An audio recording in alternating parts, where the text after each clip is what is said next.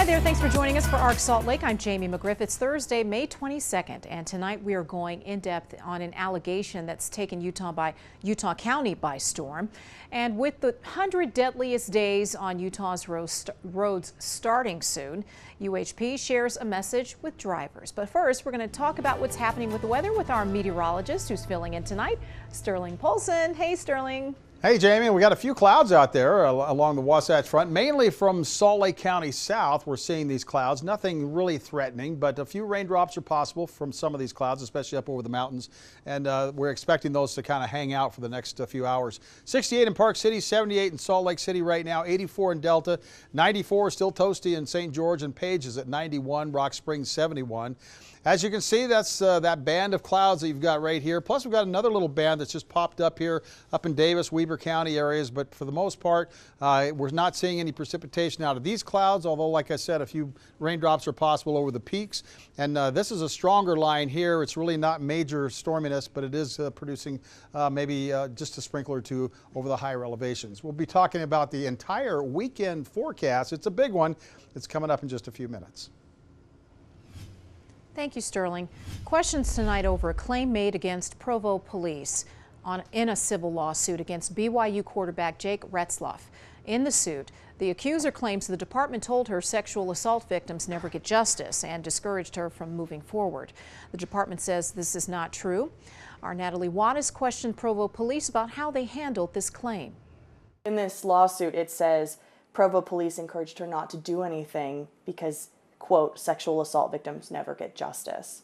When you hear that, what's your reaction? Yeah, I mean, if that's true, that's incredibly concerning. Wednesday afternoon, when the lawsuit alleging BYU quarterback Jake Retzlaff raped a woman in 2023 became public, attention quickly landed on the Provo Police Department for a line in the suit, claiming they told the victim she wouldn't be able to get justice for her sexual assault claims. A former Salt Lake County DA prosecutor, who is not a part of this case, weighed in. Would someone put something like that in a lawsuit if they didn't have something to back it up? In my experience, before we allege anything in a complaint, we need evidence. We need support. My assumption would be that they would have some evidence, some proof that statements were made to them. Several hours after this came to light, in a statement, the police department said this is not true. But it raised questions. How did they know that? I asked the department for an on-camera interview. They sent me answers over email. I asked what records did they look at, to which they responded they reviewed all sexual assault reports over a 3-month period. I asked who reviewed those materials and did an independent agency help. They told me it was the chief of police and his command staff. They said no outside agencies were involved. How would Provo Police Department's conduct, if that turns out to be true, factor into a case like this? Yeah, that's a good question. I don't know how much bearing that would have on the criminal prosecution of the defendant. It certainly would it could add some credibility to what the victim initially disclosed. Natalie Wattis, KUTV 2 News. We've also reached out to BYU today to see if Retzlaff is still a student and a part of the football team, or if it had changed since this lawsuit dropped yesterday. BYU did not answer that question and referred us back to its statement, which you can read on our website, KUTV.com. And that means this fall will be Jake Retzlaff's 3rd year at BYU. Last year, he played in 13 games and threw for nearly 3,000 yards and 20 touchdowns with 12 interceptions. Back in 2023, Retzlaff started the last 4 games of the season and completed 63 passes. He is currently BYU's starting quarterback. As a criminal defense attorney, I think anytime we see late disclosures, it raises questions. You know, of course, there's reasons and there's for people not coming forward. You know, either they don't feel safe or whatever it is. And I think in this case, that's what she's alleged, is she didn't feel comfortable coming forward. Criminal defense attorney Sky Lazaro says the interactions the woman had with Provo police about the alleged sexual assault will come out during the course of the lawsuit, and it's still unknown how long it will take for this legal process to play out. Back in March of 2022, BYU surveyed their students on sexual assaults. 4.7% said they experienced some form of unwanted sexual contact at BYU during the 12 months prior to the survey. The majority of those were women. The most frequent type of involvement was forced touching. 35% of these incidents happened in Provo, 32% in BYU, contracted housing, and 17% in a different city. The survey notes actual cases may be higher due to underreporting. The Department of Public Safety is preparing for the 100 deadliest days. It's the period between Memorial Day and Labor Day when Utah traffic crashes, injuries, and fatalities traditionally spike. Jeff Nyber from Utah Highway Patrol told us that he witnessed what he witnessed during the 100 deadliest days of last year and what he would like to see change. Listen in. Last year in 2024, we had 92 fatalities, okay? And if you average that over the 102 days time frame of 100 deadliest days, that's 0.92% fatalities per day. So we're almost losing a person per day during the 100 deadliest days. So we call it that for a reason. And that's why we're here kind of focusing on that. We want people to drive good. We want them to drive better. This year in 2025, we've had 82 fatalities so far this year. And the primary contributors to those fatalities have been speed, distracted driving, and failure to buckle up. So again, the purpose of being here is to drive down that number, save lives, and hopefully get this message out there. Each year, Utah troopers take thousands of drunk drivers off the roadways, but impairment is not the only issue. We asked Major Nyber what Utahns can do to lower the expected number of deaths during this time. Enforcement is not going to solve this problem. We will have a lot of enforcement out this summer. In fact, we're doing several DUI blitzes across the state this weekend to go out and look for impaired drivers. We're going to be doing speed enforcement overtime shifts. We're going to be doing distracted driving shifts through the 100 deadliest days to always remind people. But we really need the public's help. We really need the public to kind of sit down at the dinner table, if you will, with your family or your friends and talk about driving good or driving better, right? And I think we really want people to reflect on their driving habits. You know, maybe I drive too fast. Maybe I'm always texting on the phone when I'm driving, right? Maybe I don't buckle up my seatbelt. Maybe I don't take those extra couple seconds to do that, right? And we want to change that behavior. And again, we can't solve it through enforcement. We really need the public's help on this. Now, when I say 82 fatalities, that's a number, and it doesn't mean much. We really got to stop and pause for a second and think about what that really means. Those 82 people are fathers, their mothers, their daughters, their sons, their family members. And when you sit down and think about it, 82 people, that's a lot. UHP is not alone in these efforts. Volunteers from the Zero Fatalities program spent the day at a Mill Creek Senior Center repainting crosswalk lines, a symbolic way to show the importance of clear, safe paths both on and off the road. Kristen Hoshower is the program manager for Zero Fatalities and shared some of her goals for the day. Take a listen.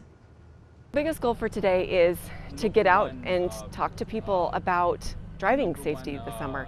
You know, we have Memorial Day weekend coming up, and one of our worst years was 2022. There were 7 fatalities on our roads during Memorial Day weekend, and last year we had 2. So we want 0 fatalities over this Memorial Day weekend, and just, you know, our reminder to drive good, to be a kind, patient, responsible driver.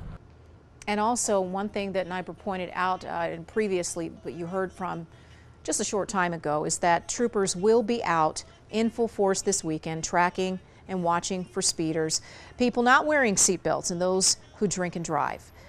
They will be reminding people to put the phone away while you're driving and slow down and get enough rest before starting a road trip. I was holding Lachey and she crumbled just hearing those words of him saying guilty finally. But that guilty plea was voided and the case closed, unbeknownst to the victim and her parents. The investigation next on Arc Salt Lake.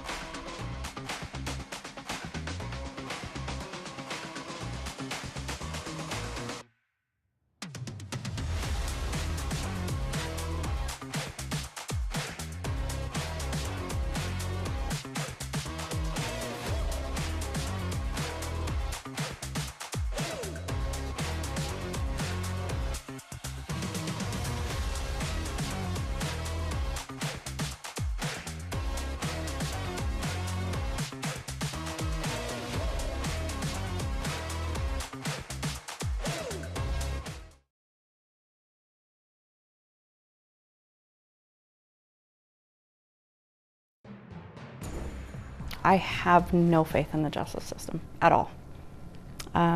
Anybody that I have even remotely talked to about this cannot believe it. A teenager threatened with a knife by her then boyfriend. A plea agreement meant 3 years of probation. But after just 6 months, the case was closed. 2 News Investigates got the call from the victim's family, who says they weren't even notified that probation was ending years early. Chief Investigative Reporter Wendy Halloran has the story. That's Lachey Mayfield. She's 18 now, but back in 2022, she was 15 and was dating 18-year-old Colton Rose. It's been a few years. She tried to recount what Rose did to her. I could feel him shaking over the top of me, and I couldn't look at him in the eyes because they just didn't have the same look. And I had looked up at the ceiling and thought that the last thing I was going to see was that ceiling. Unable to get the words out, this is what she testified to during an evidentiary hearing for a child protective order. She's going to slit my throat. 1 month after the child protective order was issued, Rose tracked Lachey at a bowling alley, violating the protective order. Rose looked at his ex-girlfriend multiple times, tracking her movements as she bowled. Rose was charged with 4 counts of aggravated assault, all third-degree felonies, and violating a protective order. Rather than take it to trial, the Mayfields agreed for the DA to give Rose a plea in abeyance. This is a plea in abeyance, so it's my understanding, I treat that as an agreement between the parties. Yes, and so the court does not intend to, and doesn't believe it can, deviate from the terms of the parties agreed to. The agreement, Rose would plead guilty to one of the felony aggravated assault charges for holding a knife to her side. The rest were dismissed and guilty for violating the child protective order. The 4 will be held in abeyance for a period of 36 months, during which time will be supervised by AT&T. If successful on APMP probation for 3 years, the case would be dismissed and the guilty pleas withdrawn. Court to count 1 aggravated assault and third-degree felony can be pleaded guilty. Just hearing those words of him saying guilty finally, she crumbled. We all waited so long for that and we fought so hard for it. And to hear he only served 6 months out of this was heartbreaking, it's frustrating, it's upsetting. makes me so angry. My investigation found multiple issues in the case. The first, APMP requested Rose's probation be terminated after only serving 1/6 of the probation terms. APMP probation officer Ricardo Pedroza and his supervisors submitted a request with Judge Amber Mettler recommending Rose's probation be terminated successfully. APMP Chief Alex Garcia says this case is very consistent with other cases they manage. He was violation-free. And upon assessment was deemed a low risk to reoffend, and because of meeting the stipulations of the probation and being heavily engaged and violation-free, the agent deemed it appropriate to submit for termination. The victim was never notified of the recommendation, but other parties were, including the district attorney's office. But the DA who did the agreement never responded. So from your perspective then, APMP did its job? Yes. My gut dropped. And it really was just a sickening feeling. I feel like I didn't have a thought in the moment. Everything just stopped. This has been really hard for you. Yeah. How am I supposed to feel protected when he only served 6 months of a 3-year agreement?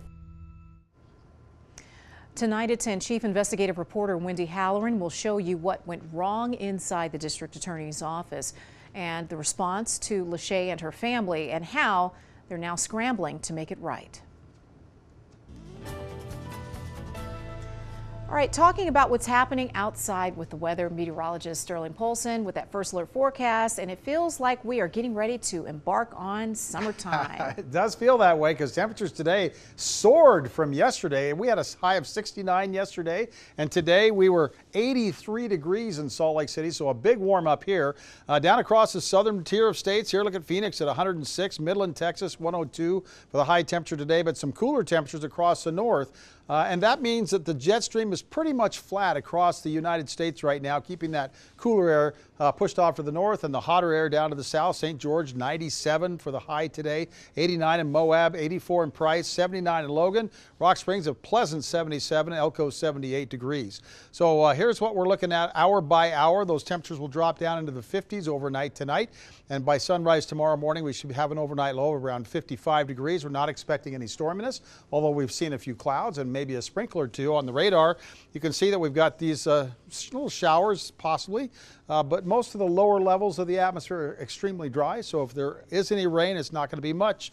But Provo's got the heaviest green right now moving across the Provo area, so there could be an isolated shower or two there. The winds, well, they're kind of out of the west-northwest up in the northern end, and they're still out of the southwest across the central and southern parts of the state, and that's kind of the way it's going to be the next 24 hours or so. 55 degrees the overnight low in Provo tonight, 52 in Richfield, 52 in Cedar City, so not terribly cold, but look at Evanston down to 39. Highs tomorrow, 84 in Price, 84 in Richfield. How about 80 in Salt Lake City? A couple of degrees cooler, but still above normal for this time of the year. Future track, well, you don't see much in the way of rain. The clouds go away tonight, but they come back tomorrow. And it does look like we'll see quite a bit of cloudiness as we move into Saturday. Slight chance for a few evening showers along this line, kind of the same line. Low pressure system moves in from Nevada, and we still have a slight chance of seeing a few showers on Sunday. As you can see, especially over the high Uintas, maybe a shower or two. Down in Utah County, south end of Salt Lake County could see a few showers. How about Arches and Canyonlands, 92. 80 in Capitol Reefs, Bryce Canyon 76. These are for tomorrow. 92 in Zion National Park in case you're getting away a little bit early. And for the weekend, here's what we're looking at here in Salt Lake City. 80 degrees on Friday, Saturday 78. And there is a slight chance we'll see an isolated thunderstorm. I wouldn't expect a lot of rain, but just keep your eye to the sky if you're out recreating. 79 on Sunday and 85 on Monday. The jet stream, though, puts a big old high pressure right over Utah as we move into the middle of next week. So the hot temperatures are going to stick around as we move into Wednesday and Thursday of next week, and we'll be tracking that for you. And above normal temperatures expected all the way through the first part of June. In fact, June 1st, we'll be seeing those above normal temperatures. So here's the forecast for the next 7 days for St. George. 90s, mid-90s all the way through Thursday, maybe 99 on Friday. Sunshine, not much in the way of any rain in that forecast. And for Salt Lake City, We've got mostly cloudy skies in for Saturday and Sunday, but get out and enjoy some beautiful weather. Just a slight chance that you could see an isolated shower or thunderstorm.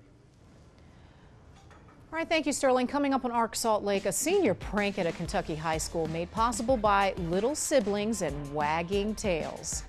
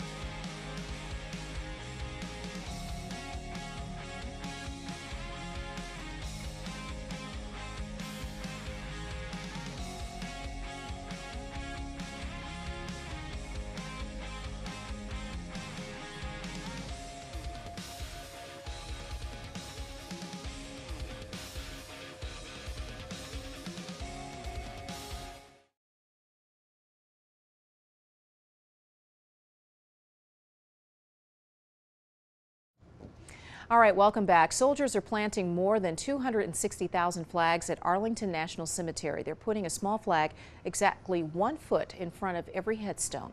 The whole process takes about 4 hours, and they do this every year to honor those who have given their lives in service to our country. The flags will stay up through Memorial Day. All right, so high school students in Shepherdsville, Kentucky brought their pets and younger siblings to school with them. And they say this is like a senior prank. Video from the school shows the seniors with their unusual guests, which included dogs. Basically just say, hey, we're bringing everybody to school today, I guess. Even a baby goat. And little babies too, yeah. Look at the little dogs, they're cute.